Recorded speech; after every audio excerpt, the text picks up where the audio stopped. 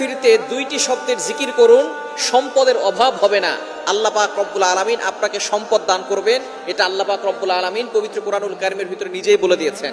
সুতরাং আমরা অনেকেই অভাবের ভিতরে আছি, অনেকেই কষ্টের ভিতরে আছি, অনেকেই দুঃখ কষ্টের ভিতরে জর্জরিত, অনেকে ঋণের বোঝা নিয়ে দুশ্চিন্তার ভিতরে আছেন, টেনশনের ভিতরে আছেন। যত ধরনের টেনশন আছে, যারা ফ্রাস্ট্রেটেড পিপল, তাদের জন্য এই দুইটি আমলের কথা বলবো। আমি নিজে করে উপকার পেয়েছি, যাদেরকে এই আমলগুলো বলেছি তারাও অনেকটা উপকার পেয়েছে, এবং নবীজি সাল্লাল্লাহু আলাইহি সাল্লাম নিজেই কথা জানিয়ে দিয়েছেন উপকারের কথা। আল্লাহ পাক রব্বুল আলামিন নিজে বলে দিয়েছেন। আপনি চলতেছেন ফিরতেছেন, ওযু ছাড়াও আপনি আমলগুলো করতে পারবেন। একেবারে সহজ দুইটি আমল।